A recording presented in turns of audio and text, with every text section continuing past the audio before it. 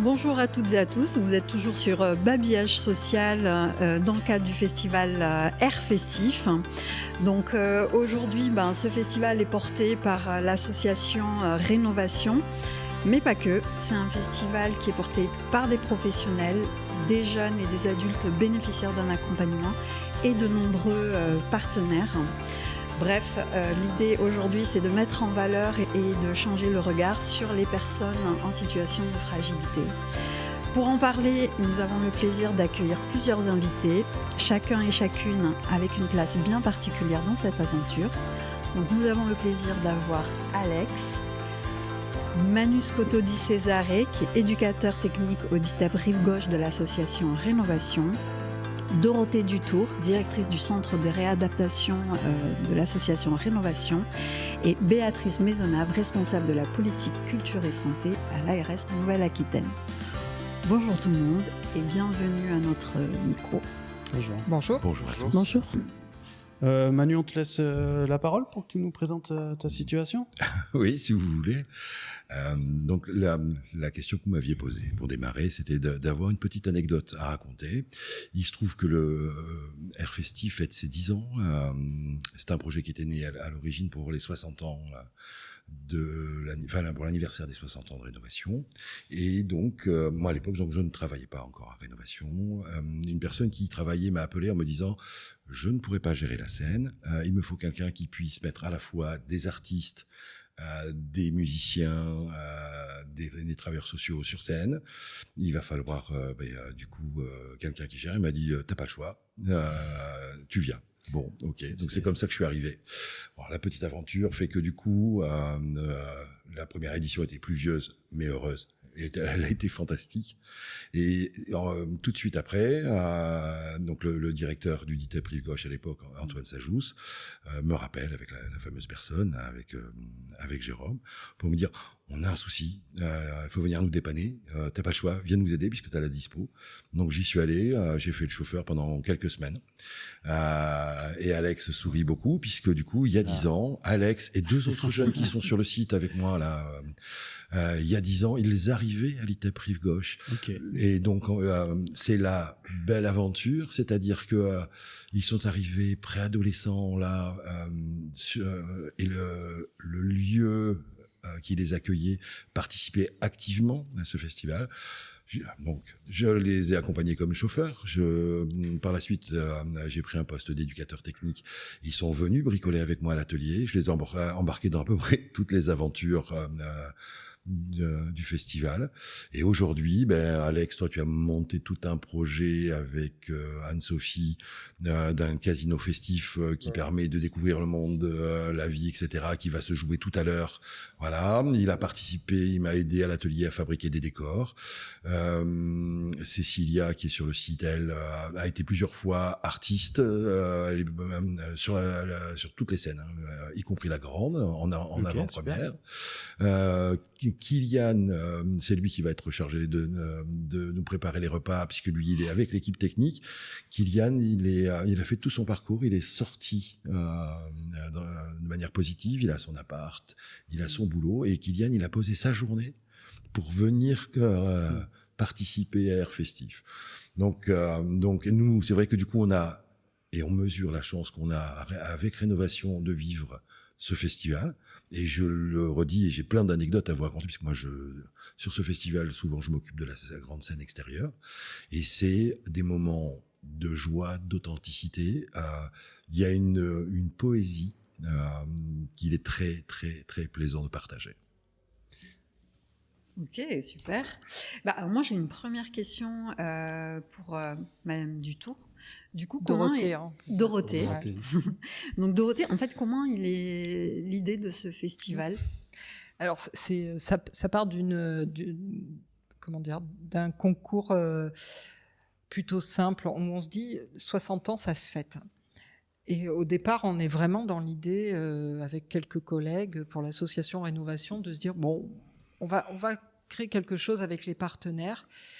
Et notre enthousiasme nous a embarqués. C'est-à-dire qu'il n'y a pas de projet Air Festif en soi au départ, il y a juste une envie. Et c'est parti de dire, pourquoi on réunirait pas les partenaires sur un village asso? Mais si on a un village asso, du coup, on peut peut-être avoir une scène. Et puis si on a une scène, peut-être qu'on peut mettre du sport. Et puis si on a du sport, peut-être qu'on peut faire des conférences. Et ça naît en fait plus, je crois, dans cette dynamique de nos institutions qui sont toujours dans le souhait d'extérieur. Et puis, il y a, je crois, le souci autour de la santé mentale, de la psychiatrie, de la vulnérabilité. En fait, les événements, ils sont rarement festifs. Il y a quelque chose, soit c'est très sérieux, il en faut, hein. Et l'aspect festif, il est souvent relégué dans l'intérieur des institutions. Et là, c'était l'occasion de se dire, OK, pour déstigmatiser, pour valoriser à la fois ce que font les jeunes et les professionnels, peut-être qu'on peut y aller du côté festif. Et ça part vraiment de ce fil rouge et de cette envie. Et ensuite, effectivement, on s'est aperçu que le support culturel et la production culturelle, pas simplement d'être spectateur, mais de pouvoir exposer les talents, quels qu'ils soient, c'était porteur dans les institutions, quoi. Ok. Ah, c'était ma question suivante. Hein. Pourquoi la culture? Mais effectivement, vous l'expliquez très bien. C'est vraiment pour porter ces personnes et rendre aussi quelque chose de plus festif. Ouais, et sans enjeu. Ouais. C'est-à-dire que je crois que ce qui est la manière dont les professionnels et les jeunes, bien sûr que ça a des bénéfices, mais je crois que c'est bien de mettre en place des actions dans les institutions, comme tout à chacun, de pouvoir... je parle des enjeux thérapeutiques, des enjeux éducatifs, c'est les bénéfices secondaires. Je crois que l'enjeu premier, comme dans le droit commun, c'est le bien commun de l'aspect culturel qui réunit, qui du coup permet effectivement de valoriser, mais sans qu'il y ait cet enjeu à tout prix d'un effet attendu dans l'institution pour les jeunes. Et c'est là où il y a de l'intérêt. Ouais, on y va parce que ça nous fait plaisir d'y aller et c'est déjà bien en soi, quoi. Exactement, exactement. Et le plaisir, c'est quand même quelque chose qui apporte des enjeux énormes. Oui, tout à fait. C'est un sacré moteur. Ouais. Voilà. Et moi, j'avais une question. En fait, quand on est jeune, adolescent, rebelle contre la société, j'espère que tu l'as été. Oui. Comment on fait pour se laisser embarquer par l'éducateur dans un projet comme ça? Parce qu'on pourrait dire, bah non, moi, je n'ai rien à faire, moi je vais dehors, ou peu importe. Pour le coup, je dirais que ça dépend surtout de l'éducateur en fait. Parce que pour le coup, Manu, il est là avec nous depuis du coup 10 ans maintenant.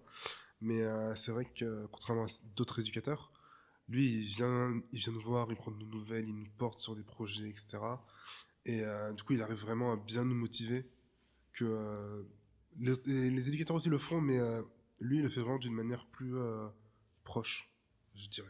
Ça doit faire plaisir à entendre. Oui, Manu. Beau compliment, là, pour le coup. Alors, moi, j'ai entendu qu'ils ont besoin d'être portés. Oui. Voilà. Et c'est ce qu'il y a de beau sur tous les professionnels que vous allez, et toutes les personnes qui se sont engagées sur ce festival et qui sont là dehors, c'est qu'ils les portent, ils les soutiennent. Et effectivement, ils ont besoin et envie de ça. Et après, du coup... et tu me confirmeras, Alex, c'est que du coup, ça permet de passer de grands et de très bons moments. Oui, c'est vrai. Puis surtout que aussi, ça permet aussi de voir, par exemple, des éducateurs qui sont partis sur d'autres services ou d'autres même corps de métier ou quoi, qui reviennent justement pour le Air Festif et qu'on peut du coup échanger, les revoir, etc. Donc ça fait du bien aussi. Garder le lien. C'est ça. Ouais. Mais c'est un projet qui est fantastique. Au niveau du lien... Oui, tout à fait. Voilà, puisqu'on a travaillé ensemble il y a quelques années. Ouais. Voilà, c'est comme ça qu'on se retrouve. Le monde est petit. Non, mais c'est un projet qui permet du lien. De toute façon, dès que vous donnez, dès que vous partagez, vous créez du lien. Et c'est Air Festif. Et ça, je remercierai jamais assez toute l'équipe qui a permis ce projet-là, parce que du coup, bien évidemment que ces aventures-là, elles permettent à Alex de grandir, d'essayer des choses. Enfin, c'est top, et là encore, il y a encore de très très belles choses qui se passent aujourd'hui. Ouais. Alors, on entend que les jeunes ont besoin d'être portés, mais les associations aussi ont besoin d'être soutenues et portées. Et pour le coup, Madame Maisonnave, Comment l'ARS soutient et porte ce genre de projet? Alors, je crois qu'elle le porte pas mal d'ailleurs, elle est très bienveillante. Alors tout d'abord, Air Festif est reconnu et soutenu, comme l'a dit ma collègue, la directrice adjointe générale de l'ARS, soutenu par cette magnifique action qui rassemble, qui fait du lien autour d'un support qui est la culture, le sport, toute forme de médiation. Alors moi, je connais Air Festif depuis de longues années parce que je suis une ancienne responsable de formation dans un institut de formation dans le Béarn, à Pau. Et les étudiants qui étaient en stage à Rénovation nous amenaient à venir un petit peu voir ce qui se passait. Il y a 2 ans, j'ai un étudiant qui était en formation, qui vient d'être diplômé, qui est venu avec un groupe de gamins d'Agetmo, je crois, ou de Saint-Sevé en vélo. Donc c'était, si vous voulez, à la fois la motivation, tout le travail d'accompagnement éducatif, de préparation, et tout le sens dans cet accompagnement. Et ce que je trouve intéressant, alors Rénovation, c'est Air Festif, mais c'est aussi d'autres projets culturels que j'associerais parce qu'ils rentrent dans la politique culture santé, à savoir que nous, l'ARS, nous avons un partenariat avec la région et la DRAC, nous avons 2 appels à projets et l'association Rénovation est présente et présente des dossiers dans les 2 appels à projets culture santé avec Persona, puisque ça rassemble plusieurs dispositifs, plusieurs établissements, ce qui est assez unique. Nous avons présenté, j'avais demandé à Mme Dutour de présenter ce projet, nous l'avons présenté au niveau des 2 ministères, parce que nous venons de renouveler la Convention nationale culture santé, et nous avons besoin, nous, les gens du terrain, parce que nous sommes sur le terrain, Mme Dutour me connaît, je suis beaucoup sur le terrain, nous avons besoin, si vous voulez, de témoignages aussi engagé, interactif que le propose donc l'association Rénovation à travers Air Festif, et je le redis, à travers d'autres ateliers culturels qui sont proposés dans d'autres établissements qui font partie de Rénovation. Et on voit bien que, si vous voulez, j'aime bien les propos d'un certain Tosquelles, qui est un ancien psychiatre qui travaillait autour de, c'est de pouvoir trianguler, de pouvoir trouver des espaces de rencontre qui permet après de s'enrichir. Et c'est ce que propose Rénovation. Donc oui, je crois, je suis souvent en contact avec Mme Dutour, avec la direction générale, mais c'est vrai que on a besoin de ces espaces-là pour défendre une qualité d'accueil de ces jeunes qui ne vont pas très très bien, mais qui leur aident. On a un magnifique exemple, donc qui aide à aller de l'avant. Et je trouve que voilà, je crois qu'on est tous là pour ça. Et du coup, vous disiez que vous avez invité Rénovation, l'association Rénovation, à présenter le projet à 2 ministères. Est-ce que ce genre d'initiative peut influencer les politiques publiques? Bien évidemment.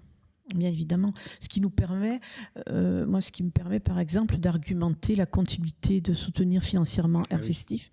Et puis pour les appels à projets, lors de la commission, nous sommes nombreux à la commission régionale, il y a énormément de projets qui sont présentés. Moi, pour ma part, j'ai toujours, on a de la matière, une argumentation magnifique dans la présentation du projet. Même Dutour présente donc ces projets, fait partie supervise un petit peu entre autres personas, et la clarté, l'argumentation, je dirais, l'évidence est vraiment en lien. Ce qui, moi, pour ma part, je m'y retrouve. Je suis une ancienne éducatrice spécialisée. La culture fait partie de ma double identité depuis plus de 40 ans. Ça n'a pas été un combat, parce que je dirais que c'était un combat fort agréable, parce que on m'a toujours demandé d'argumenter pourquoi, et ce qui m'a permis d'aller toujours d'avancer. Et je me retrouve beaucoup dans le travail de l'engagement de Rénovation, dans cette question de, bien oui, la culture va permettre à toutes ces personnes fragiles d'aller de l'avant et se dire je suis capable. Je parlais tout à l'heure de Persona, parce que quand vous venez écouter, voir Persona, vous sortez de là, vous dites c'est vraiment tous des comédiens qui sont sur scène, quelle que soit la danse, le chant, le théâtre. Et en même temps, vous êtes rempli d'émotions, parce que voilà, vous ne voyez pas de différence, et tout le monde est rempli de bonheur dans cet espace-là aussi. Et si je peux me permettre, parce que Madame Maisonneuve est modeste sur le soutien du dispositif culture et santé, qui est quand même, je tiens à le dire, en Aquitaine, en Nouvelle-Aquitaine, mais a inauguré des dispositifs qui ont été reproduits sur d'autres régions. Le dispositif culture et santé tel qu'il est, avec un cofinancement, ça vient apporter, c'est pas qu'une question d'argent, ça vient permettre à des mondes aussi de se rencontrer, et pour éviter qu'on soit tous à la mauvaise place. C'est-à-dire que moi, je suis directrice, j'ai un métier, j'apprécie l'effet culturel, mais je ne suis pas une artiste. Et ce serait risqué, quelque part, de ne pas faire appel aussi aux compétences artistiques, aux talents artistiques, et de pouvoir rémunérer dignement aussi ces artistes quand ils viennent partager leur savoir auprès d'un public vulnérable. C'est une nécessité. On a trop tendance à penser que les activités culturelles, alors bien sûr qu'elles peuvent se faire avec peu, mais elles ont aussi besoin de compétences, et le soutien financier du secteur de la santé et de l'ARS vient aussi contribuer à permettre à des artistes de faire des ateliers qui se doivent d'être rémunérés.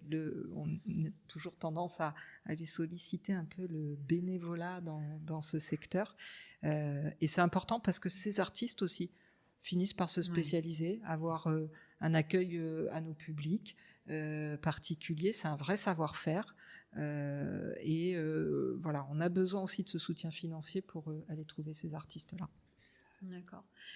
Vous Madame Maisonneuve, vous parliez d'un combat tout à l'heure, et on sent quand même qu'il y a l'enjeu financier est là, mais est-ce que vous avez rencontré des difficultés pour mettre en œuvre ce projet? Ou parce que c'est un village d'assaut, est-ce que tout le monde s'est dit ok, super, on y va? Alors, les premières difficultés, elles étaient un peu liées à notre amateurisme, il faut le dire quand même, où on s'est retrouvés sous la pluie avec des ponchos en train de monter des barnums qu'on avait récupérés à droite à gauche.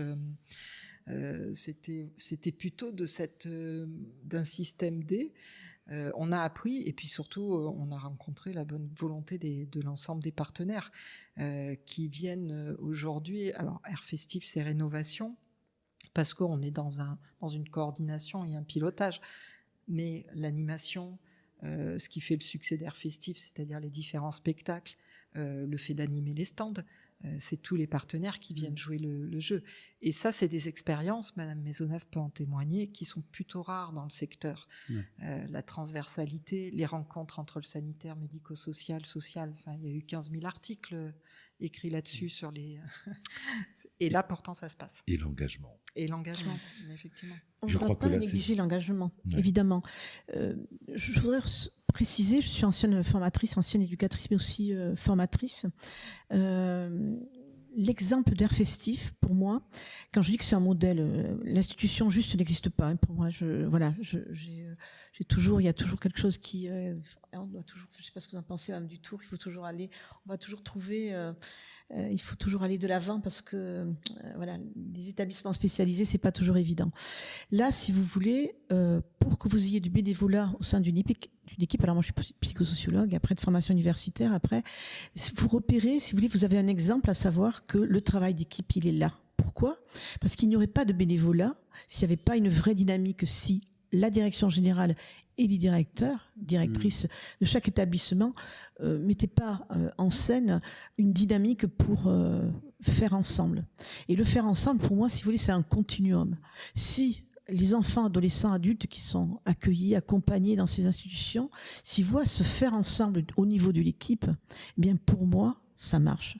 Je m'autorise à le dire parce que je suis beaucoup sur le terrain et j'étais éducatrice, formatrice, je faisais des visites de stage et j'entends, là je sors d'une conférence, j'entends, bon, les adolescents vont mal, mais je crois qu'il y a des institutions, c'est ce que je dis souvent à ma collègue Julie Tosia, qui est directrice de la DPSA à l'ARS, il y a des institutions où ça va bien, malgré le public qui est difficile. Ouais. Pourquoi ? Parce que vous avez cette dynamique-là.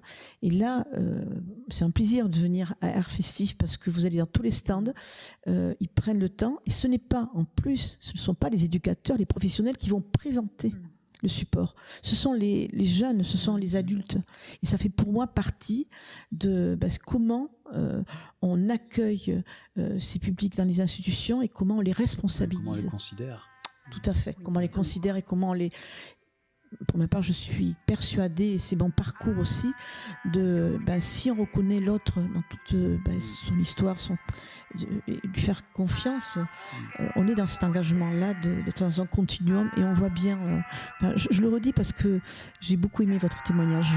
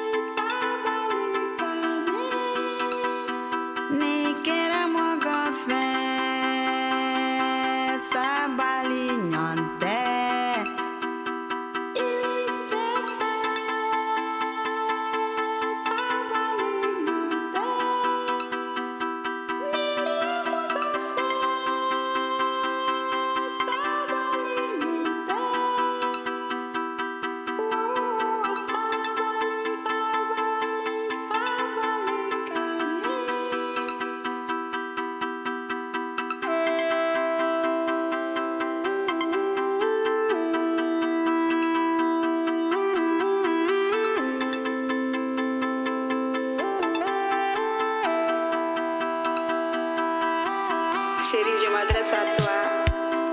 Avec toi, chérie, la vie est belle.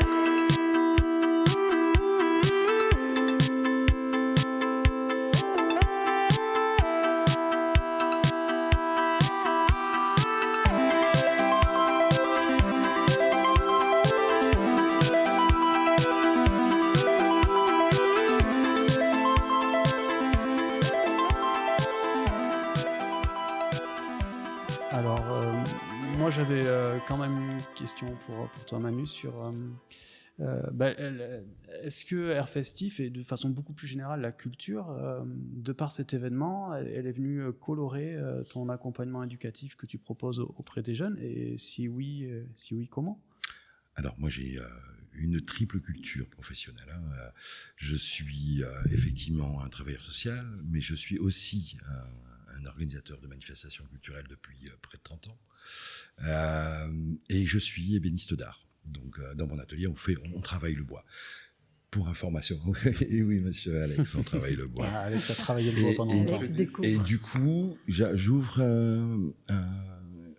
une chose qui vient là de mon métier d'ébéniste. On est confronté à la question du temps. Jamais dans l'urgence. On doit s'organiser, gérer le temps. Et effectivement, la question de la culture et de Air Festif, en fait, elle rythme le temps. Et c'est la discussion que j'ai avec les jeunes depuis un petit moment.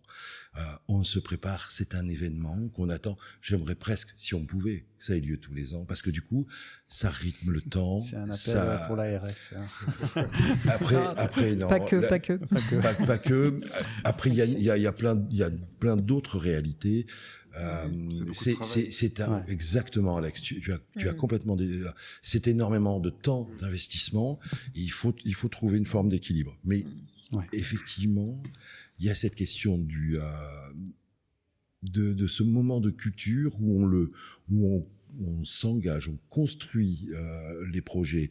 Alors moi, on vient me solliciter pour des fabrications, des créations de décors, des choses comme ça. Et puis effectivement, ça c'est l'autre partie là c'est plus l'organisateur de manifestations culturelles. Il y a toute une part de récit qui a lieu, et donc on se raconte la grande et belle aventure qu'on a vécue, et ensuite on essaye de poser des mots et on essaye de se projeter et au prochain festif, qu'est-ce qu'on va faire, etc. Du vivre en commun, du vécu. Mais complètement. Et donc du coup, il y a quelque chose.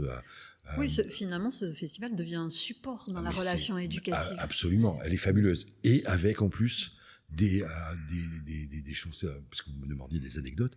Alors, je vous en livrer une toute petite, mais qui donne vraiment Il y a un festival sur lequel je participais, il y avait une phrase qu'on avait comme un mantra qui disait « Si tu diffères de moi, loin de me nuire, tu m'enrichis ». Et en fait, ici, tout le monde est différent. On est autour de cette table, on est tous différents. Voilà. Et peu importe ta différence, tu vas tout donner. La dernière édition, quand j'ai reçu les fiches techniques pour la grande scène extérieure, je vois marqué dans son fauteuil. Donc Okay. Et Dieu sait que ça fait 30 ans que je suis engagé dans tous ces projets et que la différence c'est quelque chose qui m'accompagne mon quotidien. Je me suis dit bon, on va voir. Et c'est comme ce qui s'est passé là ce matin sur l'ouverture de la scène. Ils sont venus avec leurs différences, avec beaucoup de travail, beaucoup d'engagement. Ils ont démarré, même le public. Il y avait un silence, on attendait de voir ce qu'ils allaient faire. Et puis d'un coup, la magie, elle a opéré. D'un coup, ça a été d'une poésie fantastique. On parlait d'engagement tout à l'heure, ils ont tout donné. Et c'était, mais rien que de vous en parler, voilà, j'ai la chair de poule. Il y a eu un silence suspendu comme ça. Vous voyez, une bulle tout à fait particulière. Alex, tu faisais le geste. Et quand ils ont eu terminé, qu'ils avaient tout donné, je vous garantis que le cri de joie, que ce soit dans les loges, sur scène, des techniciens, etc., c'était tellement beau que du coup, on a vécu un moment extraordinaire. Et je l'ai encore vécu tout à l'heure et je le revivrai encore en retournant sur la scène. Voilà, les anecdotes, et c'est grâce à ce que vous nous permettez, c'est-à-dire que des personnes, quelles qu'elles soient, donnent le meilleur d'elles-mêmes. Et la question de la différence, du handicap, quel qu'il soit, elle s'oublie parce que du coup, il y a un mot que j'adore sur ce festival et sur ce projet. Dieu sait que j'en ai vu plein, mais j'ai rarement vu autant de sincérité. Ouais. Oui. Alors tout à l'heure, on a eu le plaisir d'accueillir Clémentine, qui est une jeune accompagnée par l'association EDEA, et qui nous disait que elle, ce qu'elle retire de ces ateliers, c'est la satisfaction. Vraiment, c'est ce que vous dites aussi, c'est les cris de joie, c'est un plaisir intense que peuvent ressentir beaucoup d'artistes quand ils sont sur scène et après, donc de la fierté. Beaucoup de fierté. J'ai jamais fait autant de câlins que sur ce festival, puisque du coup, quand ils descendent de scène, ils ont tout donné, et là, ils ont besoin de juste, on leur dise merci. Merci pour ça. Alors, ils vous prennent dans les bras. Genre, je l'ai fait. Eh ben oui, tu l'as fait. Alors, si vous lancez Manu sur les anecdotes, on n'a pas fini. Hein. Pardon, Alex. C'est un vrai capital pour mais c'est un vrai capital pour le reste de l'année. Il y a l'événement avec son intensité, mais disons que c'est une musette qu'on remplit et qui se distille. C'est vraiment dans ces aspects culturels. Alors, Air Festif, c'est grand, mais finalement, il y a ce quotidien aussi où tous ces petits moments culturels, de loisirs, festifs, parce que la culture, c'est quand même un ensemble, c'est du gain dans la dynamique de l'institution, ça fait support dans le quotidien. On est tous... Ça nous autorise à jouer le reste de l'année, vraiment, d'être dans une mise en scène. L'institution, il faut la prendre au sérieux. Et bien très bien, on peut jouer dans les espaces, on peut jouer sur nos fonctions, ce que les jeunes accompagnés savent très bien faire. Il y a ces instants sur le festival où le rapport éducateur-jeune va... Il y a quelque chose qui va légèrement fondre. Oui, parce que ce que les auditeurs ne voient pas, mais que nous on constate, c'est que tout le monde a le même t-shirt et tout le monde serait bien en peine de savoir qui est qui aujourd'hui. Oui, c'est ça, c'est clair. Mais finalement, dans le jeu institutionnel, ça crée une fluidité dans la relation et on arrive à reprendre nos places et nos jeux, mais sauf qu'avec une petite différence. Ça a apporté quelque chose. C'est pareil, mais c'est pas pareil. Vraiment, dans la posture, en qualité de directrice, c'est exactement pareil. Il y a quelque chose qui vient se décaler un instant et qui favorise effectivement les regards que l'on porte les uns sur les autres. Ça évite ce regard surplombant. On peut parler des institutions qui peuvent avoir des velléités totalitaires malgré elles. Et ces instants-là sont là c'est une soupape. Ça vient décompresser et ça facilite les rapports. Ça n'empêche pas de se fâcher, de reprendre une position de temps en temps un peu autoritaire, mais c'est complètement différente. Tu Oui, constates, et puis Alex? surtout que ça permet aussi aux éducateurs et aux jeunes de mieux se comprendre aussi, certainement. Exactement. Et de comprendre la direction, du coup, de comprendre...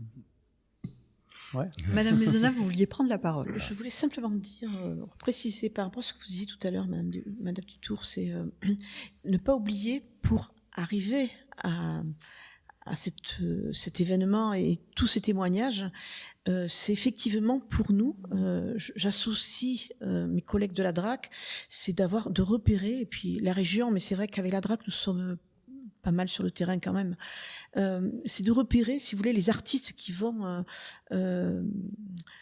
accepter et surtout réfléchir à cette belle aventure. Parce qu'on peut très bien avoir de magnifiques artistes qui font des créations exceptionnelles et qui sont dans l'incapacité d'être dans le lien, dans la relation avec l'autre. Je dis souvent aux éducateurs, un des premiers outils, c'est quand même l'observation. Et un artiste moi j'ai fait les beaux-arts avant de faire l'éducation spécialisée, et un des premiers outils, c'est l'observation.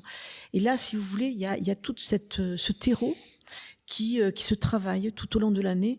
Et c'est vrai que moi, je fais toujours le lien avec Persona, parce que si vous voulez, il y a un continuum qui est là, puisque ce continuum, c'est aussi sur scène, ce n'est pas que des jeunes de l'association Rénovation. Ça va être Charles Perrins, la clinique Montalier, Cadillac, association Harry, Insertion. Et si vous voulez, pour moi, ça a du sens, quoi.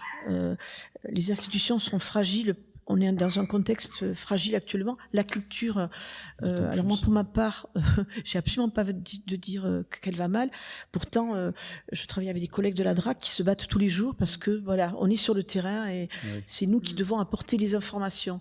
Par contre, ce que propose Air Festif, c'est d'être dans la rencontre, et ces rencontres-là vont permettre je le redis, je cite souvent Tosquelles, parce que de trianguler, de trouver d'autres partenaires pour se dire, bien tiens, avec telle association, tel dispositif, on peut continuer. C'est ensemble que nous allons trouver des solutions. Et je pense que c'est là où on peut être dans un continuum de ce qui va être le droit à la culture pour toute personne. La Convention nationale, c'est ça. J'insiste là-dessus parce que on a vraiment travaillé pour cette continuité et la région, je suis agréablement surprise de voir que la région, le conseil, parce qu'au niveau national, il y a peu de régions qui sont présentes sur la politique culture santé. Il faut surtout pas la négliger. C'est pour ça, je vous remercie de le repréciser.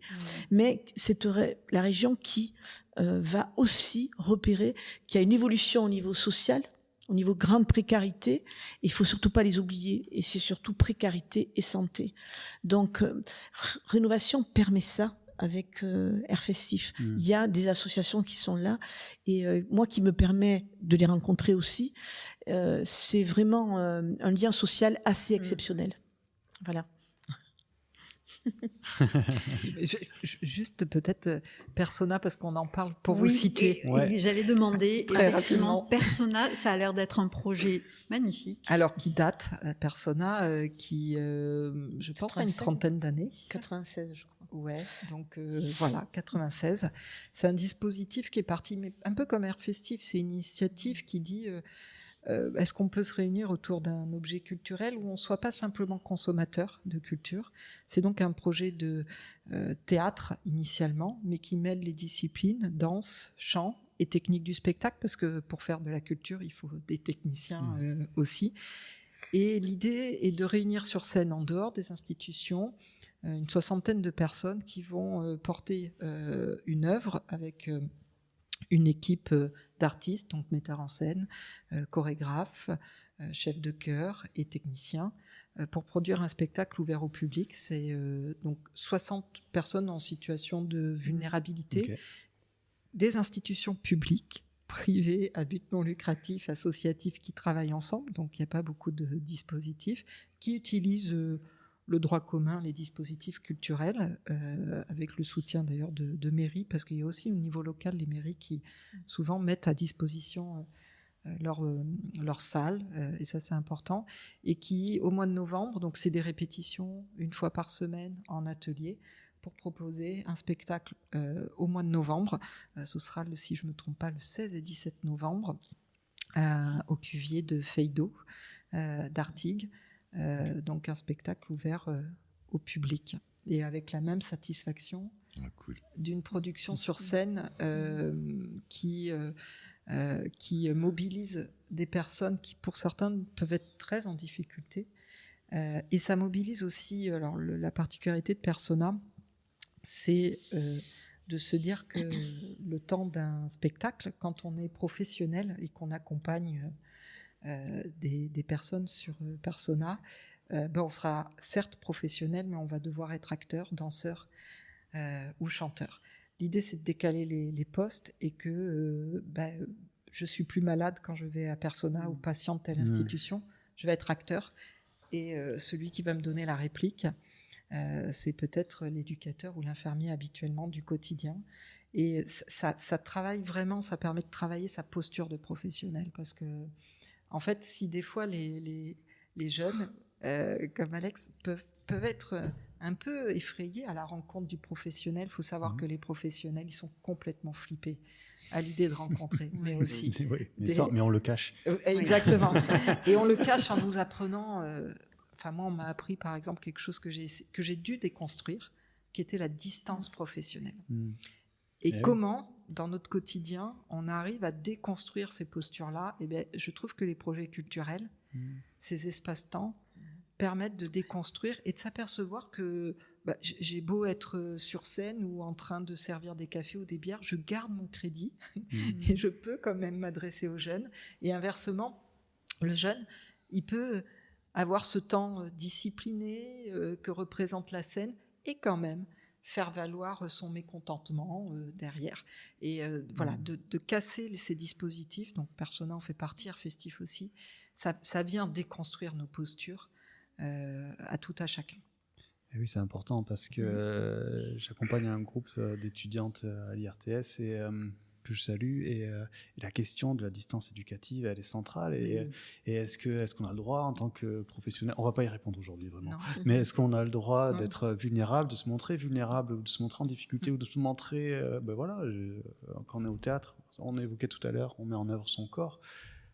Quand on est professionnel, c'est quelque chose de pas facile à tenir, parce que des fois, il faut aussi accepter que le jeune, il est plus fort que nous, il est plus doué que nous sur cette compétence. Vous nous posez des questions, est-ce que je peux me permettre de vous poser une question? Oui, bien sûr. Vous intervenez dans l'IRTS de Talence. Ouais. Nous avons été invités, alors j'ai été invitée il y a quelques mois pour intervenir auprès des étudiants deuxième année, éducateurs spécialisés en apprentissage. J'insiste, en apprentissage. Ouais. Donc j'ai demandé à votre collègue formatrice, je lui ai dit mais qu'est-ce que vous attendez de moi? Ça m'intéresse toujours. Et surtout, je ne représente pas toute seule la culture santé en Nouvelle-Aquitaine. Je travaille avec la DRAC, je travaille avec le FRAC Aquitaine, je travaille avec l'IDAC, on travaille avec différents partenaires. Donc on leur a proposé avec mes collègues de leur construire cette journée. Ouais. J'ai été choquée, parce que j'ai été longtemps formatrice, et de voir, si vous voulez... sur les 90 étudiants qui auraient dû être présents, 25. Et à la pause, 25 de plus. Ça m'interroge énormément. Comment voulez-vous qu'actuellement, par rapport aux missions qui évoluent des professionnels sur le terrain, et on a un petit peu, c'était un petit peu décalé, mais on a discuté un petit peu même du tour tout à l'heure, parce que je pense que les établissements sont là aussi pour vraiment former les futurs professionnels. Et pour moi, une des priorités, c'est la question que redisait aussi monsieur, c'est la question de l'engagement. Et l'engagement, ça passe par l'éthique, par le respect de l'autre et déjà le respect des horaires. Si les étudiants n'arrivent pas à l'heure et s'ils arrivent en retard ou s'ils ne viennent pas, pour moi, ça m'interroge énormément. Je suis une ancienne éducatrice, je suis une ancienne formatrice, mais j'ai toujours ça dans les veines. Et je crois que c'est une vigilance que les instituts de formation doivent avoir. Ouais, sur la place. Puis je pense que ça reflète aussi l'importance que finalement la culture doit avoir dans le corpus pédagogique des élèves, parce que c'est ça qui crée leur socle et qui après par ruissellement va pouvoir créer un petit peu leur média d'intervention éducative, tout à etc. Fait. Et tout ça, à fait. c'est quelque chose d'important. Parce que tout y est dans ce qui est proposé, entre autres par le biais de Persona. Nous, on le lit dans le projet Culture Santé qui est présenté dans le cadre de l'appel à projet. Dans cette commission, on lit tout, alors qui est porté par Mme Dutour, entre autres. Mais la question du cadre, la question du respect, la question des horaires, la question des valeurs, toutes ces notions-là sont présentes. Donc, il faut le repérer, me semble-t-il. et la représentation Ouais, oui. publique. C'est Ouais. hyper important Ouais, de, oui. quand on répète, enfin je sais pas pour ceux qui ont été sur Oui. scène, mais quand on répète des fois tout seul avec 2 ou 3 camarades, à un moment donné s'exposer au public, parce que ça engage. Alors, là aussi, la notion d'engagement, c'est pas une kermesse, quoi. C'est sympa, mais Ouais, Non, ouais. Tout à fait. Ouais. Tout le monde donne tout là, Voilà. de c'est dehors, ça. que ce soit sur le terrain ou là sur scène. Et effectivement, tout le monde est authentique. Ça, c'est toujours beaucoup de travail, beaucoup d'engagement. Et alors, on m'a dit qu'il y avait plein d'étudiants qui venaient s'immerger là sur Air Festif. En tout cas, ce que je peux témoigner pour être toujours dans l'anecdote, c'est que depuis tout à l'heure, là derrière, oui je sais Alex, c'est encore une anecdote. Derrière la scène, là, il y a plein de gens, de jeunes, de professionnels qui peut-être ne sont pas non plus aussi directement sur du face-à-face, qui sont sur des moments, enfin des fonctions support, mais qui sont là et qui sont au contact. Et l'authenticité dont tu parlais, Dorothée, tout à l'heure, elle est là. Et ça nourrit pour longtemps, pour ces jeunes qui sont en formation, j'espère. Et vous avez raison de pointer le besoin qu'on ait de transmettre des choses qui sont extrêmement importantes, parce que du coup, moins de moyens, c'est un fait. Heureusement qu'il y a encore des gens comme vous qui se battent pour nous permettre, et pour permettre aux jeunes de s'engager, d'y arriver, et il y a une transmission. Il y a une transmission d'émotions toute la journée, et il y a une transmission de valeurs. C'est un accélérateur de particules, Air Festif, je vous le dis. Il y a, donc, voilà. Et c'est vrai que moi, c'est la dernière chose que je vous dirais, c'est que quand Alex, qui a 21 ans maintenant, et ça fait 10 ans qu'il est là, quand les autres jeunes qui sont là avec moi posent une journée pour revenir et continuer à partager, à transmettre, peut-être qu'on a réussi un petit quelque chose là, je crois. Ce sera notre mot de la fin. Merci à tous nos invités. Merci à Madame Nzonab de nous avoir rappelé que c'est un métier de l'engagement. Merci à l'association Rénovation d'organiser ce festival, de continuer à permettre à beaucoup d'associations de se rassembler, parce que c'est ce qui fait la force aussi de notre secteur, le tissu associatif. Et merci à l'ARS de continuer à soutenir ces beaux projets. Merci à tous. Merci à tous. Merci. Merci beaucoup.